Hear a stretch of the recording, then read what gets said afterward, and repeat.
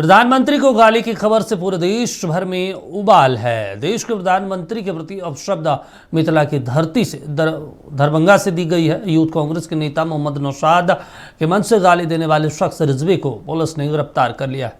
Report देखिए। गाली की खबर से देश उबल रहा है। देश के प्रधानमंत्री के प्रति अपशब्द मिथिला की धरती से दरभंगा से दी गई है।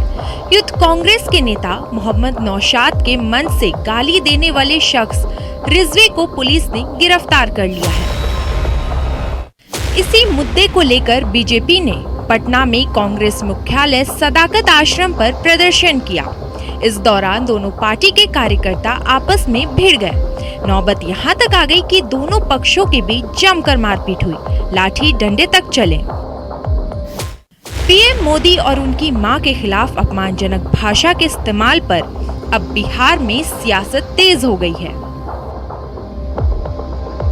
बिहार सीता मैया की धरती और सीता मैया की धरती पर माता का अपमान, यह बहुत बड़ी नीचता है, दुष्टता है। माननीय प्रधानमंत्री जी की माता को गाली देकर बिहार को और बिहार के वैभव को कल आरजेडी कांग्रेस वालों ने तार तार कर दिया। देखिए, राहुल गांधी जी और तेजस्वी जी की जो यात्रा है, उस यात्रा में जिस तरह की भाषा और भद्दी गालियों का इस्तेमाल किया जा रहा है, वो दर्शाता है कि उनका कुंठा जो है बढ़ गया है, वो कुंठित हो गए हैं। कौन सा राज बिहार में लाना चाहते हैं ऐसे रफियंस लोगों के साथ? यही राज था 90 से 2005 तक, जब उनके पिता तेजस्वी जी के पिताजी और माताजी का राज था। वही राज लाना चाहते हैं। ये तो जापान है। प्रधानमंत्री देश और दुनिया में जहाँ कहीं जाते हैं, वहाँ उनका स्वागत भरपूर स्नेह और सर्वोच्च सम्मान से होता है। मतभेद लोकतंत्र की सबसे बड़ी खूबसूरती है, लेकिन दरभंगा में जो कुछ हुआ, उसने समूचे राज्य को शर्मसार किया है।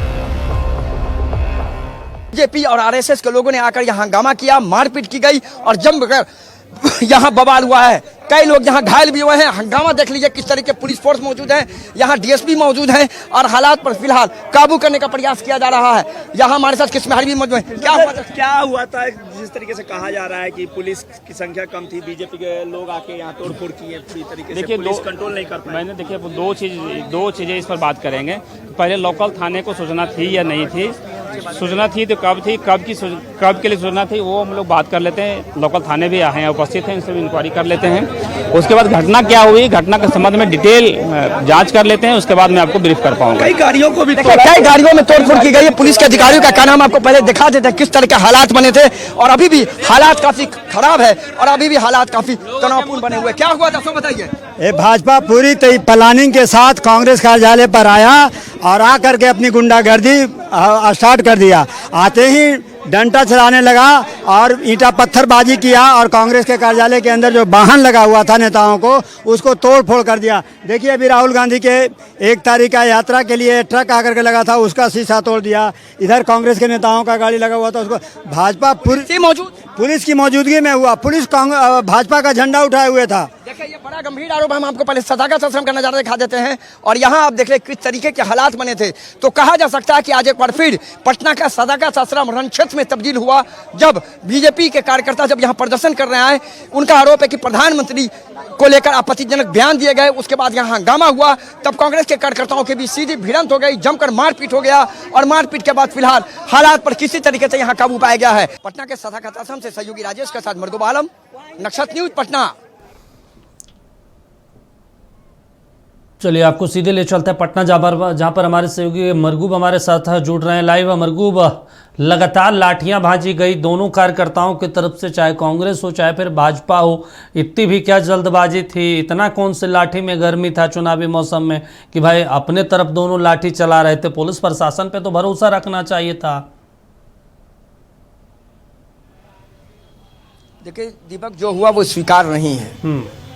पहला जो घटना हुआ देश के प्रधानमंत्री को लेकर, या देश के प्रधानमंत्री के मां पर जो आपत्तिजनक टिप्पणी की गई, निश्चित तौर पर वो कहीं से स्वीकार योग्य नहीं है, वो घोर निंदनीय है।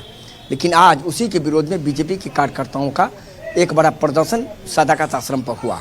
जब ये लोग पहुंचे तो कांग्रेस के कार्यकर्ताओं का आरोप है कि इन्होंने गेट को तोड़ा और अंदर घुसे, उसके बाद भिड़ंत हुई। जबकि बीजेपी का कहना यह है कि इन लोगों ने हम पर हमला किया, उसके बाद हंगामा हुआ। हालात कितने खराब थे समझिए।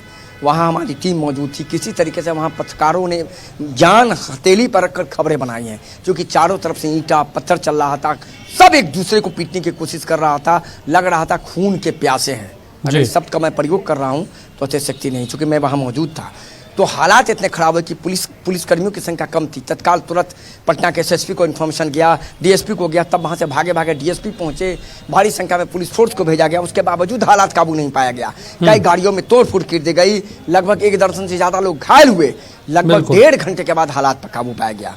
अब इस पूरे मामले में 2-3 महत्वपूर्ण जानकारी है कि फिलहाल एफआईआर दर्ज किया जा रहा है। पूरे मामले में पुलिस का कहना है जो वीडियो फुटेज है उस आधार पर दोनों पक्ष की तरफ से एफआईआर अगर हुआ या नहीं हुआ था, पुलिस अपनी ओर से एफआईआर करेगी और जिन लोगों ने कानून हाथ में लिया है उनके खिलाफ कार्रवाई होगी। लेकिन सदाकत आश्रम आज रणक्षेत्र बना रहा।